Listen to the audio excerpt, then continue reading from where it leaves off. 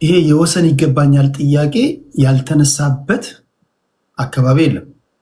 እሺ ለምሳሌ አንቀጽ 48 ላይ የአከላለል ለውጦችን አስመልክቶ የክልሎች ወሰንን በሚመለከት ይላል ህገ መንግስቱ ጥያቄ የተነሳ እንደሆነ ጉዳዩ በሚመለከታቸው ክልሎች ስምምነት ይፈጸማል ይለና የሚመለከታቸው ክልሎች መስማማት ካልቻሉ ግን የፌዴሬሽኑ ምክር ቤት የህዝብን አሰፋፈርና ፍላጎት መሰረት በማድረግ ይወስናል ይላል። እሺ ሁለቱ ክልሎች ወይም ተወካዮቻቸው ካልተስማሙ የፌዴሬሽን ምክር ቤት ጣልቃ ገብቶ ይወስናል ይላል። ባለፈው 30 ዓመታት እነዚህ ሰዎች ስልጣን ላይ በነበሩ ሰዓት ይህን ችግር ለምን መፍታት ከበዳቸው? ቴዲ የሚመስለኝ አገራችን ለጊዜው መምራት ስልጣን ላይ ያለው ሰው ወንበሩን ለማቆየት የሚያደርገው እንጂ የሚተገብረው ነገር ፋክት የሚተገብረው ህገ መንግስቱም ሆነ ፖሊሲ ወይስ ህግ የለም ብዬ ነው የማስበው። አሁን ብታየው በኢህአዴግ እንኳን ብንሄድ በመንግስት ከኛ በፊት ለነበሩ ተው የኢህአዴግን መንግስት የተማርነው ያየነው ህገ መንግስቱ እንኳን ብናየው በጣም ስታነበው ጥሩ ህገ መንግስት ነው። እኔ እጅ አሁን የአድግራት ወይስ የአድዋ ከንቲባ መሆን የሚችልበት ህገ መንግስት ነው። ግን ተግባር ላይ ችግር አለ፣ አፈጻጸም ላይ ችግር ስላለ ያንን ላይ ነው እኔ መንግስትን የምቃወመው የሚኮንነው እንጂ ህገ መንግስቱ ችግር ሆኖ ወይ እኔ እንደውም በብሔር ተኮር ተደርጎ የተሰሩ ክልሎች እንኳን እንደ ችግር አላይም ከተሰሩበት። አሁን ለምሳሌ እኔ እዚሁ ነኝ፣ እኔም ከአንተ ጋር ካናዳ ነው የምኖረው። እናየዋለን ክልሎች አሉ፣ እዚህም ፕሮቪንስ ይባሉ እንጂ ክልሎች ናቸው። ክልሎቹም ድንበር አላቸው።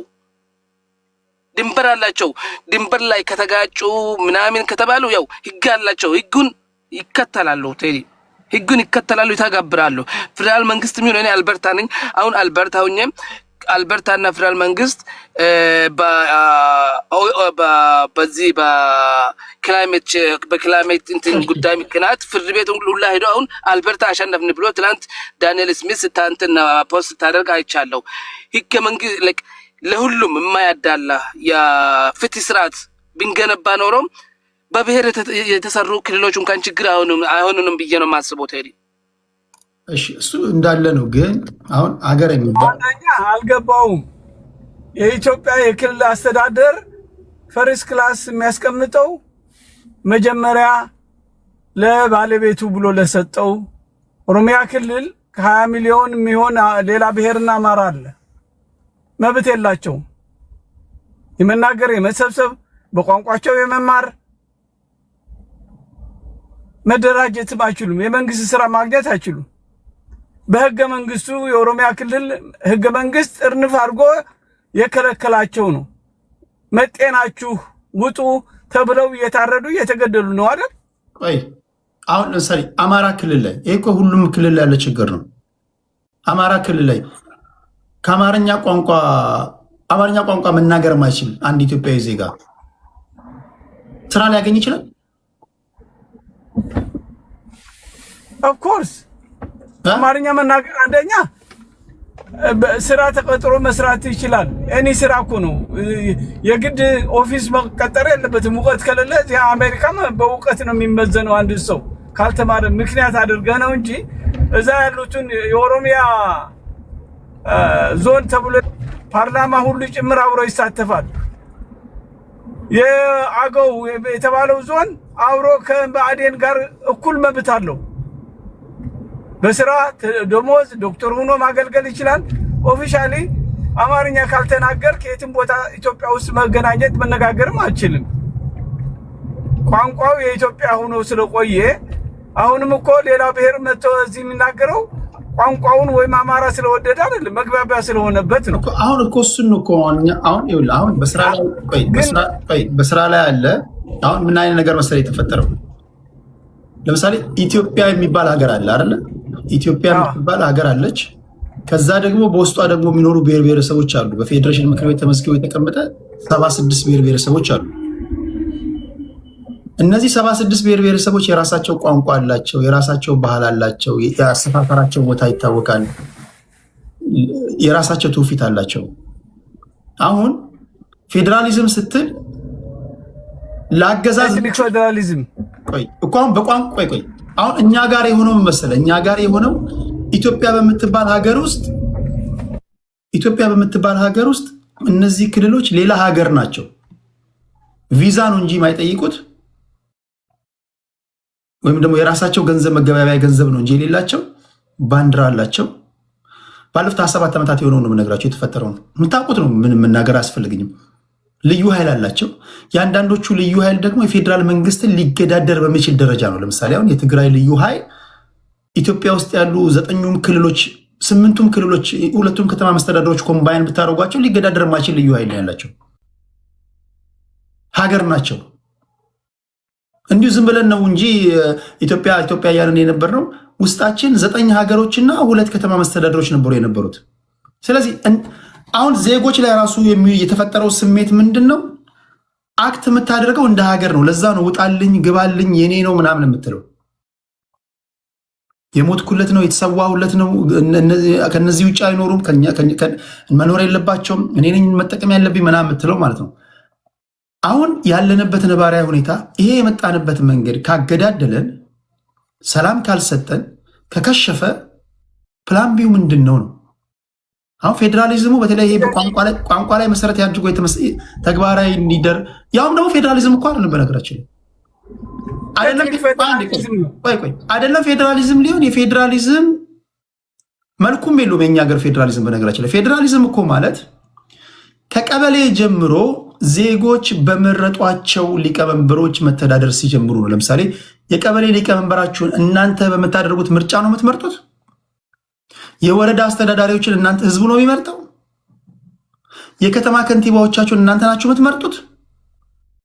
የዞን አስተዳዳሪዎችን እናንተ ናችሁ የምትመርጡት። የክልል አስተዳዳሪዎቻችሁን እናንተ ነው የምትመርጡት። ምኑ ነው ፌዴራሊዝም የምትለኝ? እኛ ሀገር የሆነው እግዚአብሔር ምስክሬ ነው። እንደው እግዚአብሔር በኪነ ጥበቡ ጠብቆን ነው እንጂ እንድንፈርስ እኮ ተቀባብለው ያስቀምጡና እንድንፈርስ ነው አቀባብለው ያስቀምጡና አሁን መፍትሄው ምንድነው? ይሄ ውጣልኝ ግባልኝ የሚለው ነገር ሰክኖ እንደ ሀገር እንድናስብ አልፎም ተርፎም ደግሞ በውስጣችን ያሉ ብሔር ብሔረሰቦች መብታቸው ተጠብቆ እንደ ዜጋ መኖር እንድንችል አስተዳደራዊ ወሰኖች ወይም ደግሞ እነዚህ ክልሎች እንዴት ባለ ሁኔታ ነው መዋቀር ያለባቸው ትላላችሁ? ይርታቸው ስል ገብቶበታል። ወደ አያሌው ሊሄድና ሀራን እንሰማለን። አያሌው እንኳን ደህና መጣ ወንድሜ።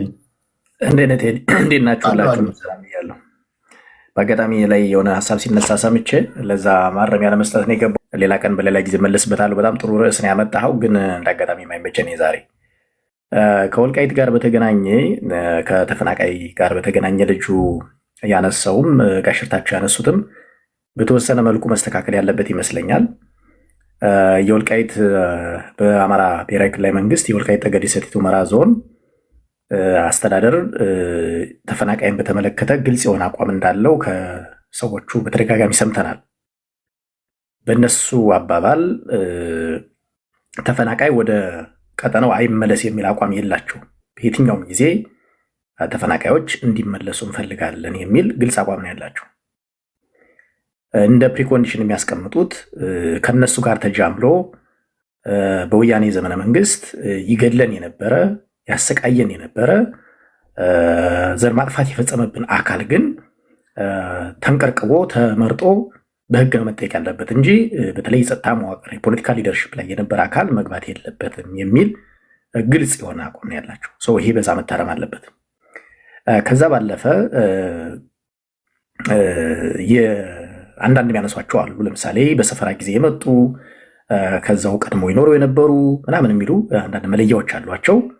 ሪፈረንደም ታሳቢ የሚያደርግ ከሆነ ለምሳሌ እነሱ ከሰፈራ በኋላ ያመጧቸውን ታሳቢ የሚያደርጉ ከሆነ እኛ በእነሱ ዘመን ተፈናቅለው ስደት ላይ ያሉ ወገኖቻችን አልተመለሱም የሚሉና መሰል ጉዳዮችን ያነሳሉ። አብዛኛው ወልቃይት ህዝብ እንደምታውቀው ተሰዶ ነው ያለው፣ አውስትራሊያ፣ አሜሪካ እና መሰል ኢቨን ሱዳንም ጭምር።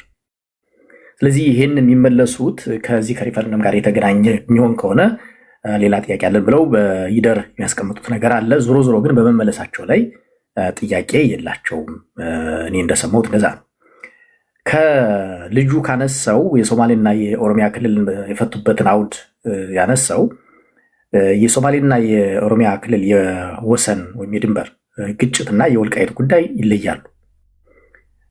ለምሳሌ እኛም አካባቢ ከሌሎች ክልሎችም ጋር ጥያቄዎች አሉ። የወልቃይት ግን የሚታይበት ትንሽ ለየት ያለ ነው። አንደኛ የወልቃይት ጉዳይ የሄደው ከክልሎች ህገ መንግስት መዋቀር በፊት ገና ወያኔ ከፌዴራል ህገ መንግስት መዋቀር በፊት ወያኔ ትጥቅ ትግል ላይ በነበረበት ጊዜ ነው የሄደው። ስለዚህ አሁን ያለው ህገ መንግስትም ሊፈታው አይችልም። የሶማሌና የኦሮሚያ ክልል በተፈታበትም አውድም ሊፈታ አይችልም። ይሄ አንድ ላይ መደረግ መቻል አለበት። ህገ መንግስት ሳይጸድቅ የሆነን ጉዳይ ከዛ በኋላ በመጣ ህገ መንግስት ልትፈጥረው የምትችልበት አውድ የለም። ምናልባት በቀናነት ዝም ብለን ኦኬ ውሾን ያነሳው ውሾን ካልሆነ በስተቀር ሌጋሊ አያስኬድም። ህግ ከመርቀቁ ከመጽደቁ በፊት የሰራው ወንጀል ላይ ህጉ ከጸደቀ በኋላ ልትጠይቅበት አትችልም። ከዛ በፊት ነው፣ ከዛ በኋላ በሚሆን ጉዳይ ነው የምትዳኝበት። እና ህገ መንግስቱ ላይ ትንሽ በዚህ መልኩ መረዳት የሚያስፈልግ ይመስለኛል። ሁለተኛው የወልቃይት ጉዳይ ከጊዜ ብቻ ሳይሆን ከጂኦፖለቲክስ ጋር የሚታይ ነው። ኢትዮጵያ ከሁለት ሀገራት ጋር በድንበር የምትገናኝበት ነው። በጣም ሲሪየስ የሆነ የጂኦፖለቲክስ አጀንዳ ያለበት ቀጠና ነው። እንዲያው ዝም ብለህ ሳምበዲ ተነስቶ ሀሳብ የሚሰጥበት ሳምበዲ እንዲሁን እንዳይሆን የምትልበት አይነት ነገር አይደለም። የሀገርን ሉዓላዊነት የሀገርን ቀጣይነት ታሳቢ ባደረገ መልኩ ነው የወልቃይት ጉዳይ ሀሳብ የሚሰነዘርበት። እንደ ሌሎች አካባቢ ባሉን ጥያቄዎች አይን የሚታይ አይደለም። የነ አምባሳደር ማሲንጋን ብለው የነ ጌታቸው ረዳ ተደጋጋሚ ጉዞ የማሲንጋ እንኳ አንድ ጊዜ ይመስለኛል ነገሩን የአማራና የትግራይ ከማድረግ ያለፈ ነው ትርጉም። ጉዳዩ የምስራቅ አፍሪካ ፖለቲካ ላይ ተች የሚያደርግ ስለሆነ በዛ በኩል የሱዳንን የሁለቱን አማጽያን ትከታተላለህ ብዬ አስባለሁ። በዚህ በኩል የሻዕቢያ ጉዳይ አለ። እንደገና ከሁሉም ጋር አንሶላ የሚጋፈፈው የወያኔ ጉዳይ አለ። ይሄ የኢትዮጵያን ቀጣይነት የኢትዮጵያን የሀገረ መንግስት ቀጣይነት በጥንቃቄ ለማየት የሚያስችል እና የሚገባ ነገር ነው። የአምባሳደር ማሲንጋ ንግግር ወይም ጉዞ ንግግሩ ሳይሆን ጉዞ ከዛ አውድ መታየት መቻል ያለበት ይመስለኛል። ሰውየው ተናገረ የተባለውን በተመለከተ ግልጽ ነው የተናገረው፣ በጽሁፍም ጭምር በቃልም። ከዚህ በፊት አሜሪካና ሌሎች ይጠቀሙት የነበረውን ቃል በፍጹም አልተጠቀምም። ሎኬሽኑ ራሱን ቦታውን ጠቅሰው ፎከስ ያደረገውም ተፈናቃዮችን በተመለከተ ብቻና ብቻ ነው። ስለዚህ ያን የሱን ጥያቄ ምንም አይነት ኔጌቲቭ ነገር አልተነሳም። በወልቃይቶችም በዛው በሚያስተዳድሩት ጭምር ማለት ነው። በጣም ቅሬታ ሲያነሱ ያየናቸው ህወሓት ሆስቴጅ አድርጎ የያዛቸውን ዜጎቹን እንደመነሻ አድርጎ ህወሓትና የህወሓት ካድሬዎች አክቲቪስቶች ናቸው። እሱ ብቻ አይደለም። በኋላ ጌታቸው ረዳም ያልተባለና የሌለ ነገር በሪፖርተር በኩል የሆነ ነገር ሊክ አደረገ ተብሎ ትናንትናና ዛሬ አጀንዳን የነበረው በአጠቃላይ የማሲንጋ ጉዞ ከተፈናቃይ መመለስና ከጂኦፖለቲክሱ ጋር የሚገናኝ ነገር አለው። ይሄኛው ወደኋላ የምናየው እንደሚሆነ የቀጠናዊ ፖለቲክሱን በተመለከተ ከመፍትሄ አንጻር እኔ ፕሮፖዝ የማደርገው አንደኛው ቅድም አንተ መጀመሪያ ላይ ተቻረከው ቴዲ፣ የክልሎች የአስተዳደር መዋቅር ከማንነት መዋቅር መውጣት መቻል አለበት የሚል ጽኑ እምነት አለኝ። ኢትዮጵያ ከዚህ በኋላ ይህን የብሔር ፖለቲካ የብሔር ክልል ተሸክማ መቀጠል ምችል አይመስለኝም። በጣም አደገኛ ደረጃ ላይ ነን ያለ ነው። ምናልባት ከዚህ በፊት የምናውቀው የአማራ ኦሮሚያ ክልሉ እንዳይሰራ መሆኑ፣ አማራ ሲዳማ ሄዶ እንዳይሰራ መሆኑ ምናምን ሊሆን ይችላል። አሁን ግን በክልሎች በአጠቃላይ በመንግስት በክልል መንግስትና በክልል መንግስት መካከል ጭምር ከዜጎች አልፎ የመቃቃሮች ነገር እየመጡ ነው። የወልቃይት ጉዳይ አሁን ለምሳሌ ድሮ ሲነሳ የማንነት ጥያቄ ነበር ካስታወሳችሁ። አሁን የማንነትና የወሰን ነው። ጥያቄውን አይታችሁት ከሆነ የማንነትና የወሰን ነው የሚለው። ለምሳሌ ድሮ የወልቃይት ጥያቄ የሚያነሳው የወልቃይት አካባቢ የማንነት ጥያቄ ያለው ነበር። አሁን የአማራ ክልል መንግስት ክልሉ ጥያቄውን ኦውን አድርጎ የማንነትና የወሰን ጥያቄ ብሎ ነው። ስለዚህ በወሰኑ ጉዳይ ክልሉ ይመለከተዋል ማለት ነው። ጥያቄውም ትክክል ነው፣ የአማራ ክልል የያዘበት አውድ። ስለዚህ ነገሮች ዛሬ እኛ በአጋጣሚ አማራን አነሳን እንጂ በኦሮሚያም በሶማሌም በአፋርም በካክና በሌሎችም አካባቢ ስላለ ኢትዮጵያን እየተፈታተነ የመጣ ነው የብሔር ፖለቲካና ብሔር ተኮር አደረጃጀት። ስለዚህ በዘላቂ መፍትሄነት ኢትዮጵያ ወደ ጂኦግራፊካል የሆነ አስተዳደራዊ መዋቅር መመለስ አለባት የሚል ጽኑ እምነት አለኝ። አጠቃላይ እንደ ሀገር መፍትሄያችን ከችግር የምንወጣበት ይሄ ነው የሚል ነገር ነው ያለኝ። ስፔሲፊካሊ የወልቃይትን ጉዳይ ካየነው አንደኛው በዚህ ሊፈታ ይችላል። ሁለተኛው ቅድም በህገ መንግስቱ ላይ ይፈታ ይችላል የሚል ነገር ስላደረግኩ ሌላ መፍትሄ ታዲያ ምን ሊኖር ይችላል የሚል ፕሮፖዝ ማድረግ አለብኝና የወልቃይት ጉዳይ በፖለቲካል ውሳኔ ነው እኔ መፍትሄ ያስፈልገዋል ብዬ የማምነው። ምክንያቱም መጀመሪያ የሄደው ከህገ መንግስቱ በፊት ስለሆነ አሁን ያንን ህገ መንግስት አምጥተን እንዳኘው ብንል የሚያስኬደን የህግ ማዕቀፍ የለም። በግሌ በህገ መንግስቱ ይዳኝ ቢባልም የሚያሰጋኝ ነገር የለም። በግሌ ጥያቄ መጠየቅ እችላለሁ? ሊጨርስ ሀሳቡን ጨርስ። የሚያሰጋኝ ነገር የለም። ነገር ግን የተሻለው አሁን ከመፍትሄ ትመርጣለህ፣ የተሻለው መፍትሄ የትኛው ነው ብትለኝ ፖለቲካል መፍትሄ መስጠት የተሻለ ነው ብዬ አምናለሁ። የዛን አካባቢ ቀጠናዊ ጉዳይ በጣም ሲሪየስሊ ማየት ይጠይቃል። ቴዲ በጣም በርካታ እጅ ያለበትና እሳት ወይም ፈንጅ የተጠመደበት ፈንጅ ወረዳ ነው ይዛቀጠ።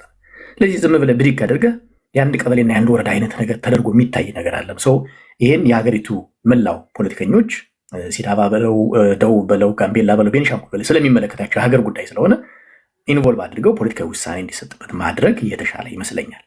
አይ ያ አይሆንም፣ ከዛ በኋላ በረቀቀ ህገ መንግስት ይፈታ ከተባለ እሱ ሌላ ፌዝ ነው የሚሆነው። እዛ ላይ ሌላ ሀሳብ የምናገረው ይኖራል ማለት ነው። ጨርሻለሁኝ። ጥያቄ መጠየቅ ትችላለህ ሳልወርድ። እንትና ምን አልክ ይርታቸው? ሀራን እንስማው። አይ የተናገረው ነገር እኔም ያልኩት ነገር ነው። አንደኛ እነዚህ ሰዎች ባለፉት 27 ዓመታት ራሳቸው በጻፉት ህገ መንግስት ያልፈቱት ችግር ነው። እንደ ትኩስ ድንች እንዲቀባበሉ የመጣ ጉዳይ ነው። አሁን ኦኬ፣ በአንድ ወቅት ገዱ አንዳርጋቸውና አስገድደው የሆነ ቦታ ላይ ተፈራርመው እንደነበር የምታውቁት ነው። ከተፈራረመ አጸደቀልን ምናምን ተብሏል። እሱም ደግሞ የተናገረውን ሰምታችኋል። ከዛ በኋላ መተማመን የሌለበት ሁኔታ ነው የነበረው። ህገ መንግስቱ ችግራችንን ሊፈታ አይችልም አሳይቷል። ለምን በተለይ ባለፉት 27 ዓመታት የነበሩ ሰዎች ህገ መንግስቱን ጻፉት እንጂ ህገ መንግስቱን በአግባቡ ራሱ የተረዱት አይመስለኝም። አንዳንድ ጊዜ በሁለት ወሰኖች መካከል ወይ በሁለት ክልሎች መካከል የወሰን ይገባኛል ጥያቄ ከተነሳ በፌዴሬሽን ምክር ቤት ይፈታል ይላል። እኔ እንግዲህ እስከማውቀው የፌዴሬሽን ምክር ቤት ፈታቸው የተባሉ የወሰን ይገባኛል ጥያቄዎች የትኞቹ እንደሆኑ እንኳን አብዛኞቻችን እኔ ማቀው እንኳን የለም አይደል? ተፈቱ ማይነር የሆኑ ነገሮች እንጂ ከዛ ውጭ የምታውቁት ነው። የወሰን ይገባኛል ጥያቄ የሌለበት ቦታ የለም ኢትዮጵያ ውስጥ። አሁን ይሄ ከሆነ አገር የሚያሳጣን ከሆነ ይሄ ቋንቋን መሰረት አድርጎ የተፈጠረው ፌዴራሊዝም እያጠፋፋን ከሆነ የአንድ ሀገር ዜጎች ሆነን አንተ እንግዳ አንደኛው ደግሞ ነዋሪ፣ ሌላ ቦታ ስትሄዱ ደግሞ እናንተ እንግዳ ሌሎቹ ነዋሪ እያደረገን ከሆነ እንደ ሀገር እንዳናስብ ካደረገን ዜጎቻችንን እየገደለ እያፈናቀለ ከሆነ መፍትሄው እንዴት ነው መሆን ያለበት? አስተዳደር ወሰኖች ምንድነው መሆን ያለበት በሚለው ጉዳይ ላይ እግረ መንገዳችሁንም እንድትሄዱ ነውና አያሌውን ከልብ ነው ማመሰግነው። ሀራ የምትለው ነገር ካለ የተወሰነ ደቂቃ ልስጥና ወደ ሀራ ይሰማል? ይሰማል። እሺ ምን ትላለህ? አጠቃላይ መፍትሄው ምንድን ነው የሚሉ አፍሪካ ዩናይትድ ነው እንዴ? አዎ ጽፌልህ ነበር እኮ አላየህም እንዴ? አላየሁትም። ሀራ ሚዲያ ብለህ ስትመጣ አላስገባም ስትለኝ ጻፍኩልህ በቅንፍ አድርጌ ነው እንዴ? ከሀራ ሚዲያ ብለህ ስትመጣ እኮ ሌላ ሰው መስሎኛል። እሺ እና የህወሓት ፖዚሽን ይታወቃል። ኮምፕሊኬትድ ማድረግና ጉዳይ ድሮም እኮ የድንበር ጉዳይ ጥያቄ ከተነሳ በትግራይ ክልል ውስጥ የተከለሉት ነዋሪዎች መጀመሪያ ጥያቄ የሚያነሱት በህገ መንግስቱ መሰረት ለትግራይ ክልል ምክር ቤት ነው። ያ እንዳይሆን አግቷቸው ነው እኮ ኮሚቴ ተቋቁሞ ቀጥታ ወደ ፌዴሬሽን ምክር ቤት የመጣው። አሰራሩን ሙሉ በሙሉ ጥያቄ ራሱ እንዳይጠይቁ እንዳያነሱ በማፈኑ ማለት ነው። ስለዚህ ህወሓት ይሄ ጉዳይ እንዲፈታ 100% አይፈልግም። የድንበር ኮሚሽን ሲቋቋም ሲያጥላላ ነበረ። ኬሪያ ኢብራሂም ናታል እሷ የፌዴሬሽን ምክር ቤት የለቀቀችበት ምክንያት እኮ በዚህ ኬዝ ነው። ስለዚህ ህወሓት 100% ችግሩ እንዲፈታ አይፈልግም ድሮ። ምክንያቱም ቤዚክ የሆነ የኢንተረስትና የትግራይ እንትን እስከ ጋምቤላ ድረስ እኮ ካርታ የሳለ ነው የምናውቀው ነው። ስለዚህ ለመፍታት ዝግጁነት የለም። ስለዚህ መፍትሄው ምን ይሁን በሚለው ላይ ነዋሪዎች ተመልሰው ኢቭን ኢፍ እኮ እንትኑ የራሱ አሁን ያለው ፖለቲካ መፍትሄ ካልሆነ በቀር በፕሮሲጀሩ ይፈታል ካልክ የሚፈታ እኮ ፖዚሽን የላቸውም እነሱ 100% ማለት ነው። ታዲያ ምንድነው መፍትሄው? አሁን ለምሳሌ ህወሓቶች በዚህ ጉዳይ ላይ 3 አይነት አቋም ነው ያላቸው። በደንብ ሰምታችኋቸው ከሆነ መጀመሪያ ጌታቸው ረዳ የኢንተሪም ገቨርንመንቱ አስተዳዳሪ በነበረበት ሰዓት የተፈናቀሉ ወገኖቻችን ይመለሱ አሉ። እንዲሁ ዝም ብሎ ነው የሚናገሩት። ራፍሊ ይመለሱ ምናምን አሉ። ቀጠሉና እነዚህ ተፈናቃይ ወገኖች አሉ እንደ ጌታቸው ንግግር ከሆነ የፈለጓቸውን ሰዎች የሚፈልጉትን እንዲናገሩላቸው የሚፈልጓቸውን ሰዎች መረጡና ከተፈናቃዮች መካከል አይ ከዚህ አካባቢ ተፈናቅለናል፣ ስንመለስ ግን ህወሓትን ይዘን ነው የምንመለሰው እያሉ ነው። ስለዚህ እኚህ ተፈናቃዮች ብቻቸውን አይመለሱም፣ መመለስ ካለባቸው ከኛ ጋር ነው፣ ለደህንነታቸው ስጋት ስላለባቸው አሉ። ይሄ ዛሬ ኤርቪን ማሲንጋ ጉብኝቱን ተከትሎ ያወጡት መግለጫ 3ኛ ዙር ነው። 3ኛ ዙር ምን ማለት ነው? እኚህን ተፈናቃዮች ያፈናቀሉ ሰዎች ስልጣን ላይ ቁጭ ብለው እኚህ ተፈናቃዮች ቢቀመጡም ብትመልሷቸውም ሰላም አይሆኑም፣ ለፍርድ ይቅረቡልን አሉ። ይሄ እንዴት አልኩ እኮ ያ ህወሓት ፖዚሽኑን እኮ ግልጽ ነው። ማወሳሰብ ነው ዓላማቸው ምንድነው? ያ ማወሳሰብና አይፈልጉም እና መፍትሄ የለውም እያልኩ ነው እኮ ያለ። መፍትሄው ምን ሊሆን እንደሚችል ታውቃለህ? የድሬዳዋን ኬዝ የምታውቅ ከሆነ ድሬዳዋ ኬዝ አሁን አንቻርተድ ነው። ህገ መንግስቱ የማያውቀው የፌደራል ከተማ ነው ታውቃለህ አይደል? ድሬዳዋ ህገ መንግስቱ አያውቀውም ድሬዳዋን። ችግሩ ሲፈጠር ኦሮሚያና ሶማሌ ክልል ተነጋግረው የፌደራል ይሁን አሉት። ገብቷል? በአዋጅ ማለት ነው። ህገ መንግስቱ ላይ የለም። ድሬዳዋ አዲስ አበባ ነው አይደል የምናውቀው። ኤክስትራ ኮንስቲቱሽናል በሆነ መልክ በጣም ፓወርፉል የሆነ የፌደራል መንግስትና የአማራ ክልል ኢምፖዝ የሚያደርገው ካልመጣ በስተቀር እንትኑ የድንበር ጉዳይ ሶሉሽን አያገኝም በምንም ታምር። በዚህም ገልብጠው በዚያም ገልብጠው በሁለቱም በኩል ያለው ሳይድ ይሄን ፖዚሽን ኢላቦሬት የሚያደርግልህ የለም። ዋናው ጉዳይ ግን ነዋሪው መመለስ አለበት ነው። ገብቷል? የድንበር ማካለሉ በጣም ገና መብላላት ያለበት እነሱም አቅማቸውን አውቀው የሚደራደሩበት ሁኔታ ላይም ለመደራደርም ዝግጁ አይደሉም። የድንበር ኮሚሽን ሲቋቋም ነው በጣም ማፈንገጥ የጀመሩ፣ ለጦርነት ማወጅ ቅድመ ዝግጅቶችን ማድረግ የጀመሩት፣ ውሻ ፈረስ ምናምን ቀለም መቀባት የጀመሩት፣ ጥለው የክልላቸውን ባንዲራ ብቻ ማውለብለብ የጀመሩት። ስለዚህ ፖለቲካል ስታንሳቸውን እንደ አንድ ፖለቲከኛ የምታይ ከሆነ መፍትሄ የለውም ነው። ስለዚህ እንዴት ይፈታ የምለው እኔ ነዋሪው መመለስ አለበት።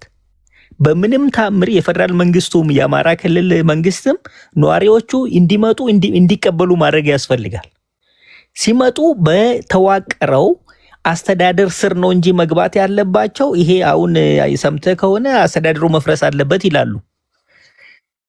ማለት አሁን ወልቃይት የሚባለው አስተዳደር ወደ አማራ ክልል ስለመጣ አስተዳደሩ መፍረስ አለበት ይላሉ። ስለዚህ አስተዳደሩ የሚፈርስበት ሁኔታ የለም። ነዋሪው ወደ ቦታው ተመልሶ ህይወቱን መግፋት ስለሚፈልግ እሱ እንዲመለስ ማሲንጋ የሄደበትን ሁኔታ መደገፍ አለበት። እነሱ ስላሉ ደግሞ መቆም የለበትም። ነዋሪው መመለስ አለበት ግዴታ ስለሆነ ማለት ነው። ገብቷል?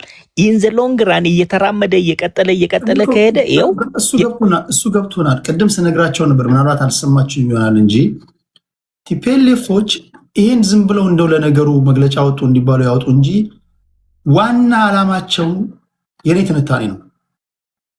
ዋና ዓላማቸው ተፈናቃይ ስለመመለስም አይመስለኝም። አይደለም ብዬ ነው የማስበው።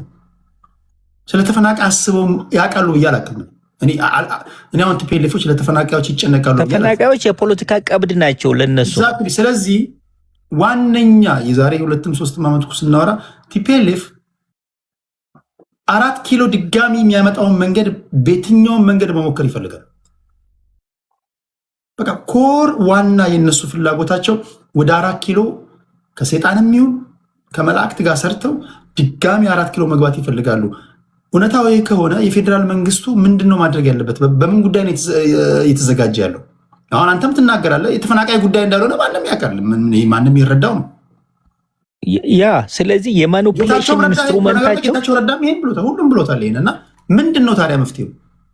ያ የማኒፑሌሽን ኢንስትሩመንታቸውን የማጋለጥ ስራ እየተሰራ ነው ያለው። አሁን የማሲንጋ መሄድና መመለስ አለባቸው ስል እነሱ አንታጎኒዝም አድርጎ ሲመጡ የፌደራል መንግስቱ ሬዲነስ ያሳያል ማለት ነው። ፌደራል መንግስቱ ደግሞ ፎርስ ማድረግ አይችልም። ምክንያቱም ስምምነት አለ። በስምምነቱ ይመለሱ ነው አይደል? ይሄ ኦብዘርቨሮች አሉ። የአሜሪካ ነው አንዱ፣ አውሮፓ ህብረትም አለ። አውሮፓ ህብረትም መግለጫ ወጥቷል በዚህ ሳምንት አስጠንቅቆታል። ኢቭን ህወሓትን ማለት ነው። በመሰረቱ ህወሓትን መንግስት ማለት ነው። እኔ አሁን የተሰማኝ ያለው ኦልሬዲ ከምርጫ ቦርድ የተሰረዘ ተቋም ስለሆነ ሲሪየስ የሆነ እርምጃ ነው መወሰድ ያለበት ከዚህ በኋላ ህወሓት ላይ ለትግራይ ህዝብ ሲባል ማለት ነው። ለምሳሌ ሲሪየስ ህገወጥ ድርጅቱ ሲሪየስ ምንድን ነው? በቃ ኦልሬዲ ምርጫ ቦርድ ህጋዊ በሆነ መልክ ሰርዞታል አይደል? ይሄን ተቋም እሺ ጊዜ ተሰጠው እንደዚህ እንዲያስተካክሉ ምናምን ተባለ። አይሆንም አሉ። ተገን የሚያደርጉት የፕሪቶሪያ ስምምነትን ነው። የፕሪቶሪያ ስምምነት የተቀመጡትን ቅድመ ሁኔታ ደግሞ እያደናቀፈ ነው ያለው። አንደኛው ይሄ ነው ተቋም እንዲመለሱ። ስለዚህ ማሲንጋ በቦታው ሂዶ ይሄ ይመለሱ ብሎ ሲናገር በአማራ ክልል በኩል ያሉትም ይምጡ ብለዋል። ከዚህም በፊትም እኮ ተፈናቃዮች በዚህ የተፈናቀሉ ተረጋግጦ ይግቡ ብለዋል። ተስማማን እኮ ሌላ ተጨምሮ ተስማማን እኮ ቲፒኤልኤፎች የተፈናቃይ ጉዳይ አይደለም እኮ አሁን እኮ አልከኝ እኮ እያልኩ ነው። እንትንም ያ ምክንያታቸውም ልታሳጣ ይገባል። ኦኬ ባጭሩ ነው የነገረው። ወልቃይት ጠገዴን ነገ ተነስታችሁ የፌዴራል መንግስት ሰዎች ኦኬ በቃ ውሰዱት፣ ከአማራ ነጥቃችሁ ውሰዱት ብትሏቸው ቲፒኤልኤፎች አሁንም እስቲል 4 ኪሎ ካልገቡ አያርፉ። በቃ ባጭሩ ነገር አካባቢው ሙሉ ክልል 3ን በሙሉ በሰጧቸው አስተዳድሩ ብትሏቸው ምን እንደምታደርገው ያ እኔም እያለው ያልኩት የማሲንጋ መሄድ ይሄን የኮዝ ጀስቲፊኬሽናቸውን ማሳጣት ነው ታውቃለህ። ምክንያቱም ፌደራል መንግስቱ ነው እንቅፋት የፈጠረው ምናምን ይላሉ አይደል በተደጋጋሚ። ወይም የፌደራል መንግስቱ ፎርስ ማድረግ አልቻለም የሚል ቅን ልቦና ያለው ሰውም ያነሳል ደግሞ እንጂ ፌደራል መንግስቱ እኮ መመለስ ይችላል ይላሉ። እነሱም ደግሞ መልሰው የፌደራል መንግስቱን ይከሱበታል እንደምታውቀው ማለት ነው። የፌደራል መንግስቱ ችግር ነው የፕሪቶሪያ ስምምነት ተፈናቃዮች እንዲራቡ እያደረገ ያለው ተጠያቂነት የሚል አመጡ አይደል? አሁን ደግሞ መልሰው ተጠያቂነት መረጋገጥ አለበት የፌደራል መንግስቱ ነው ያፈናቀለው የሚል አመጡ። ሶዛት ሲሪየስ እርምጃ መወሰድ አለብህ የሚል በዓለም አቀፍ ስምምነቱ የተቀመጠው ተቀመጠ፣ እምቢ አሉ። የፕሪቶሪያ ስምምነትን በተግባር እየጣሱ ነው።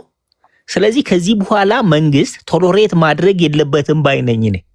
ቶሎሬት ማድረግ ኢነሴንስ የአውሮፓ ህብረት መግለጫ ወጥቷል። አደራዳሪ የነበሩት ማለት ነው። ለምሳሌ የአፍሪካ ህብረት መሰለኝ መግለጫ ያላወጣው እስካሁን። የአፍሪካ ህብረትን ግሩፕም ወስዶ ቦታው እንዲመለሱ አነጋግሮ ላስት ኮርስ የሚባለው እኔ አንድ ነገር ላሰማ። እኔ እኮ ብላችሁ አልሰማላችሁኝ እኮ ማይ ፍሬንድ። አንተ ስለ ተፈናቃይ ነው የምትለው። እስቲ የቲፒኤልኤፍ ዋነኛው ሰው የሚናገረውን ስማ። ደንታቸው አይደለም ጥቅማቸውን ብቻ እስካረጋገጡ ድረስ የትግራይ ህዝብ ህልውና አደጋ ወደቀ አልወደቀ ስለ ተፈናቃይ ተጨንቀው ለምን ይጨንቃሉ? እንጀራቸው የሚጋገረው ክራይሲስ እስካለ ድረስ ብቻ። እስከ ክራይሲስ ከሚያንቀሳቀስ ማንኛውም ኃይል ጋር ለማበር ዝግጁ ናቸው። የወንጀል ኢንተርፕራይዝ ነው። ከትግራይ ህዝብ ህልውና ጋር የሚያገናኝ ምንም ነገር የለውም። እንዳልኩ ነው። አሁን ገዳቸው ከስልጣን አስወግደናል። ስለዚህ ፌደራል መንግስት እዚህ ኢንተርቪው ላይ በቃ እኔው ሁላችሁም የምታውቁትን እኮ የሚናገር ስለ ተፈናቃይ አስቡ። ተፈናቃይ ዝም ብሎ ነው ጀስት መግለጫ አውጡ እንዲባሉ ነው። እሱ አይደለም ጉዳያቸው። እሺ ነው በእናንተም ባላችሁበት ልመልሳችሁ ከተፈናቃዮችን እንመልስ ብትላቸው በማግስቱ ሌላ ነገር ያመጡብሃል። አሁን እኮ የሶስተኛ ነገር ነው የጨመሩት እኮ ከዚህ ቀደም ያልጨመሩትም። እነዚህን ሰዎች ያፈናቀሉ ሰዎች ስልጣን ላይ ተቀምጠው ባሉበት ሁኔታ ላይ ተፈናቃዮችን መመለስ ለደህንነታቸው አስጊ ነው። እነዚህን ያፈናቀሉ ባለስልጣናቶች ለፍርድ ይቅረቡልን እኮ ነው የቲፒኤልኤፍ መግለጫ እያለ ያለው። ተጨማሪ ሶስተኛ አዲስ ነገር ነው። በሌላ አባባል አዲስ አይደለም። ገባኝ። ተፈናቃዮች ሊመለሱ አሁን ኤርቪን ማሲንጋ ሜዳ የአሜሪካ መንግስትም የአውሮፓ ህብረትም መጣ ሊመለሱ ሲመስላቸው ዙሩን ያከሩታል። አዲስ አይደለም ቴዲ። ገባኝ። ዋና ዓላማቸው 4 ኪሎ ከሆነ 4 ኪሎ ነው የሚያስቡት። ለዛ የሚመች ትንታኔ ስጠኝ። ምንድን ነው ምላሽ? ያ እሱን እያሉ ያልኩት እነሱ ምንድነው የወልቃይት አስተዳደር ይፍረስ የሚለው እኮ ተጠያቂነት እናረጋግጥ ነው አንደኛው። አሁን ባይ ኤክስቴንሽን ወደ ፌደራል መጡ እያልኩ ነው ያለው። ተጠያቂነትን ኢቭን ያን ብቻ ሳይሆን ወደ ፌደራል የሚመጡበት ቅድምም ያልኩ ነው እኮ ምንም መፍትሄ የለውም አልኩ እኮ ነው። በህገ መንግስትም ብትሄድ ምን ይላል መሰለ ህገ መንግስቱ በትግራይ ክልል የነበሩ ስለሆነ በትግራይ ምክር ቤት አልፎ ወደ ፌደሬሽን ምክር ቤት መምጣት አለበት። ከዚያ በኋላ ነው ሪፈረንደም የሚካሄደው ይላል። ሪፈረንደሙ የሚካሄደው በዚያ ፕሮሲጀር ነው። ስለዚህ እሱ ዝግ ነው 100% ማለት ነው። ስለዚህ የሚፈልጉት ተፈናቃይ ጉዳይ አይደለም ነው እያለው ያልኩህ እኔ እንዳይፈታ ነው የሚፈልገው። እንዳይፈታ የሚፈልጉበት ምክንያት ቅድም አንተ ያልከው ነው። ፓወር ቆያዝ እስቲ የፓወራቸውን ወደ 4 ኪሎ መንደርደሪያ ትሆናለች የፖለቲካ ቀብድናት ብለው ነው ወልቃይትን የሚይዙት። ወልቃይት ብቻ ሳይሆን ሌሎችንም ይጠቅሳሉ እነሱ በመሰረቱ እንደምታውቀው ማለት ነው። እኔ ያለው ያልኩት ፌደራል መንግስት ግን አሁን የቀረው የአፍሪካ ህብረት ብቻ ነው። የአፍሪካ ህብረት ሂዶ እንትን ማድረግ አለበት ማለት ይሄ ኬዝ ሪል የፖለቲካል ኮንስፓይረሲ የህወሓት የስልጣን ማንጠልጠያ ገመድ መሆኑ ላይ ማረጋገጥና ማጋለጥ አለበት ፌደራል መንግስት ማለት ነው። ህዝቡ እየተሰቃየ ያለው ይሄ ድርጅት ነው ብሎ ወደ ተጠያቂነት ማምጣት አለበት። ኢቭን አስፈላጊ ከሆነ እንደኔ የፕሪቶሪያ ስምምነትን ሪቮክ ማድረግ አለበት፣ ማንሳት አለበት። በቃ ከዚህ በኋላ አፍሪካ ህብረት ከሄደ በኋላ እንዳይፈጸም እንትን እንቅፋት እየፈጠረ ስለሆነ ከዚህ በኋላ ወደ ግልጽ ወደ ጦርነት ትገባለህ ማለት ነው። ድጋሚ ወደዛ ምንም ያኔ የቆመውን ጦርነት መጨረስ ነው የሚያስፈልገው። እምቢ ካለ ማለት ደግሞ ስትፈጥር ሌላ አዲስ ተፈናቃይ ትጨምራለህ ማለት ነው። የመጨረሻው ኮርስ ሊሆን የሚችለው ሰናሪዮ አስቀምጥ ካልከኝ እኔ እንደዚያ ነው የሚታየኝ። ምክንያቱም ሬዲነስ የለም፣ ኮምፕሊኬትድ እንዲሆን ነው የሚፈልጉት። ጦርነት እንዲነሳ በጣም ከፍተኛ ሁኔታ ነው እየተንቀሳቀሱ ያሉት እንደምታውቀው ማለት ነው። እንትን ማሰልጠን ጀምረዋል ምናምን። ዛሬ ጀነራሎችን ማሰር ጀምረዋል ከውስጥ ማለት ነው። መረጃ ይሰጣሉ ለፌደራል መንግስት የሚሉትን። ስለዚህ ኦልሬዲ ጫፍ እየሄደ ስለሆነ ጉዳዩ የተፈናቃይ ጉዳይ አጀንዳቸውም አይደለም። አንተም እቺ ወልቃይት ጉዳይ ወደ 4 ኪሎ መንጠልጠያ መሳቢያ ገመዳቸው ናት አርገው ነው የሚያስቡ። እሱን ደግሞ የማጋለጥ ስራ ፌደራል መንግስቱ በጀመረው አግባብ የአፍሪካ ህብረት ብቻ ነው የቀራው። ስለዚህ እሱ መግለጫ ወጥቶ ወደ ቀጣይ ሂደት መሄድ ያስፈልጋል ባይ ነኝ። አንዳንድ ዙር እናውራና ከዛ እንቋጨዋለን። ይርታቸው ታፍናል መሰለኝ። ምን ትላለህ? የመጨረሻ አንዳንድ ዙር ሀሳብ እንስማና በዚህ ላይ ባልተነሱ ነገሮች ላይ አሁን እኮ ግልጽ የሆነ ነገር ነው። አሁን ግልጽ የሆነ ነገር ማለት አሁን እኛ ተፈናቃዮች በማለት ነው የምናወራው። ዋነኛ የቲፒኤልኤፍ ፍላጎታቸው ይሄ ከሆነ ዋነኛ የፌዴራል መንግስቱ ፍላጎት ይሄ ከሆነ ይሄን ፍላጎታቸውን ለማሳካት እንዴት ያደርጋሉ ወደሚለው ትክክለኛ ትንታኔ ብንመጣ ይሻላል። አሁን አውቀናል ሁላችንም ተፈናቃይ አይደለም። ተፈናቃይ ዝም ብሎ ፖለቲካል ስቴትመንት የሚሰራበት ነው ከተባለ እውነተኛው ችግር ላይ አድመተን እንነጋገር። ምንድነው የሚሆነው? ዕጣ ፈንታችን ቀጣዮቹ ጊዜያቶች ምንድነው የሚሆኑት? ይሄ ጉዳይ እንዴት ነው የሚፈታው? እውነት ሀቂቃውን እያወራን ይሄ ለማጨናበር ደጋፊዎቻቸውን ለማታለል ምናምን ሊረዳ ይችላል። ወይም ደግሞ መግለጫ እየሰጡ ነው ለነሱ ድምጽ እየሆኑ ነው ምናምን ታግሎ ለማታገል እንዲረዳቸው ህዝብ መቀስቀሻ ይሆናቸዋል ምናምን ለዛ ሊጠቅም ይችላል።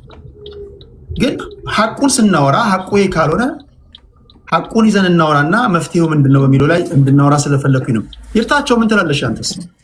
ኦኬ አንድ ነገር ምን አለ መሰለህ፣ ወያኔ የሚፈልገው የወልቃይት አስመላሽ ኮሚቴ ፈርሶ ሰራዊቱ ፈርሶ ወያኔ ሓርነት ትግራይ ከነሙሉ ትጥቁና ህዝብ ደግሞ 1,500,000 ያልነበረ ዝም ብሎ መዝግቦ የያዛቸዋል ወደ ወልቃይት መጥቶ ሊያሰፍርበት የፈለጉ እዛ ያለው የወልቃይት ህዝብ እንደገና ለማፈናቀል ማለት ነው። እንግዲህ 40 ዓመት ወያኔ ሲገዛን ብዙ የወልቃይት ህዝብ ቢገደልም ቢረሸንም ቢጎተት በመኪና ተገሎም ግን ጠቅልሎ አልወጣም ነበር። ለዛ ነው የማንነት ጥያቄ ከዛ ሆኖ አብረው ተታገሉ ከወያኔ ጋር ደርግ ለመጣል የተታገሉ ነው። ተደራጅተው ተመልሰው እንኩሉ ኮሪደር ለመቀ የማንነት ጥያቄ እውነተኛ በታሪክም ከትግራይ ሆነን አናቅም። ህገ መንግስቱን አማራን ያገለለ ህዝባችን ለባርነት ያደረገ ገሎን ጨፍጭፎን አፈናቅሎን ሱዳን የሄድንበት ምክንያትም እኛ ሁሉ ወደ 1500 ትራክተር ነበር በዛ ሰዓት የወልቃይት ገበሬ እንትን በመንግስቱ ኃይለማርያም ነው በአካል አይቼዋለሁ። መጥቶ ሰቲት ሁመራ ትልቅ የቢዝነስ ቦታ ነው። በጣም ትልቅ ልማት ቦታ ነው። ቃፍታ ሁመራ ወረዳ ማለት ነው። 4 ወረዳዎች ናቸው ቁልፍ ቦታ። ወያኔ ትግራይ ለማስገንጠል በምን መልኩ ነው ትግራይ ስትገነጠል ኢትዮጵያ ስትፈርስ ትግራይን በቂ መሬት ማግኘት አለባት።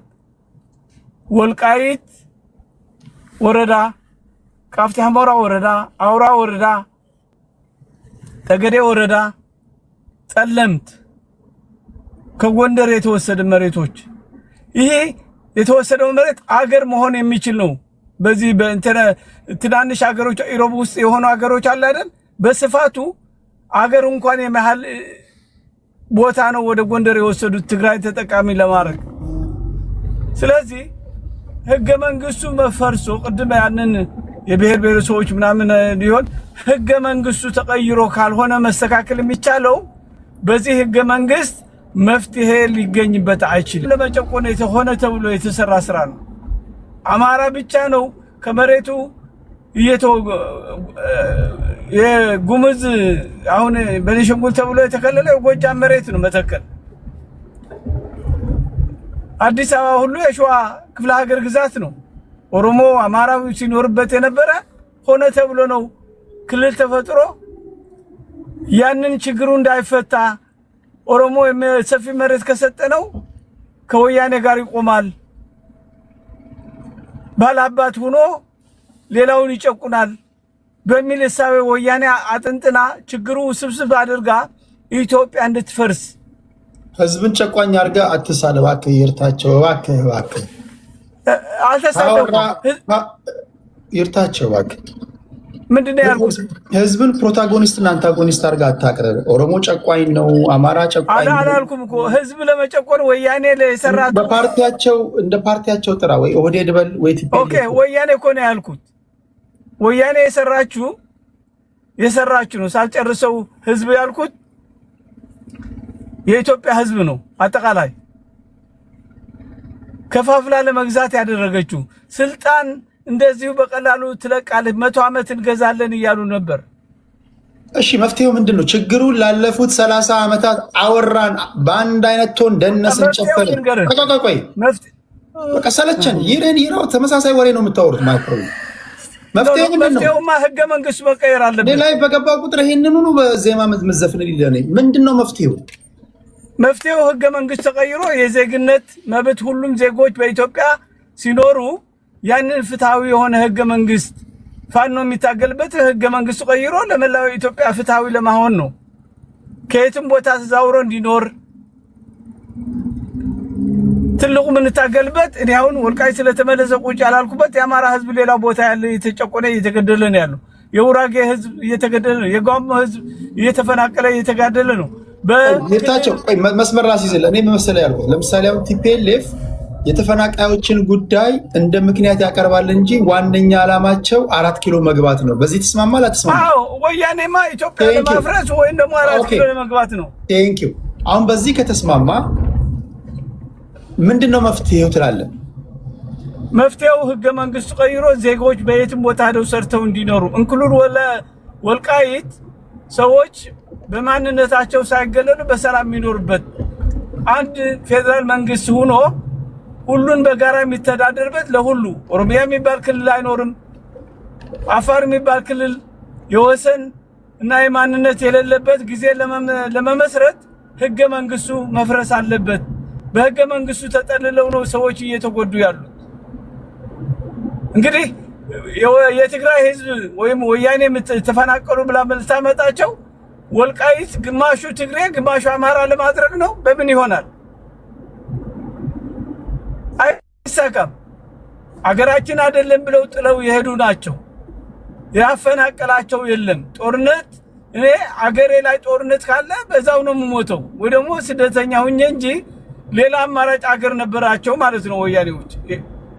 እዛ ሸሽተው የሄዱትን የትግራይ ወንጀል ሰርተው በአማራ ክልል በወልቃይት ጠገዴ ተወላጆች እየተዳደረ ከመጡ ስለዚህ ለፍርድ እንቀርባለን። ለአስተዳደር ምቹ እንዲሆን ክልሎች ምን ይሁኑ? ክልሎች በጂኦግራፊ አስተዳደር መሆን አለበት። ወይም እንደ ኃይለ ሥላሴ በነበረበት ጊዜ ዘሩ ሳይጠራ የጂኦግራፊ አስተዳደር ጂኦግራፊ ለምሳሌ አሜሪካ ስንኖር በጂኦግራፊ ነው በጂኦግራፊ ማለት ነው። ኦኬ ለምሳሌ ሰሜን፣ ምስራቅ፣ ምዕራብ፣ ማዕከላዊ ኢትዮጵያ የተባለ ማለት ነው። አዎ እሺ አሁን ለምሳሌ ሰሜን ኢትዮጵያ ምን ያካል? አንተ አሁን ለምሳሌ የአማራ ፖለቲከኛ ነህ፣ የምትስማማ ከሆነ ሰየው ነው። ለምሳሌ ሰሜን ኢትዮጵያ ሲባል ምን ያካት? እስኪ ንገረኝ። ሰሜን ተብሎ የሚጠራው አማራ፣ ትግራይ ክልል፣ ኤርትራ ጭምርም አንድ ላይ ሆናችሁ ሰሜን ይባል። አማራ፣ ኤርትራ፣ ትግራይ ጭምር። ኤርትራ እኮ ሀገር ናት እኮ። ገባኝ ሲባል ነው በድሮ አጠራር ነው የምልህ ነው ባለው በኢትዮጵያ ነባራዊ ሁኔታ ሰሜን ሲባል ትግራይና አማራ ክልልን አፍርሶ አንድ አድርጎ ሰሜን ኢትዮጵያ ይባል? ኖ ስማ ልንገርህ። አሁን ለምሳሌ እውነቱን ልንገርህ፣ አሩሲ፣ ጂማ በነበረው አስተዳደር ማለት ነው እዛ ያሉትን ብሔር ብሔረሰቦች እኩል ሆኖ ወለጋ ራሱ የቻለ ክልል፣ ጎንደር ራሱ የቻለ ክልል፣ ጎጃም ራሱ የቻለ ክልል፣ ወሎ በጂኦግራፊ ድሮ እንደነበረ አማራ ይኖርበታል፣ ትግሬ ይኖርበታል፣ ኦሮሞ ይኖርበታል። የትኛው ብሔር ብሔረሰቦች ከዛ ኦኬ የመጨረሻው አሁንም እኮ ጎጃም፣ ጎንደር፣ ወሎ ምናምን ካልክ ሲዳማ ክፍለ ሀገር፣ ጋሞ ጎፋ ካልክ አሁንም የብሔር ስም የጠራ ነው። ምን ህዝቡ የሚኖርበት ዜጋ ነው። ህዝቡማ ዜጋ ነው። ለአከላለል ለአስተዳደር ምቹ እንዲሆን እነዚህ ሪጅኖች እንዴት ይሰየሙ?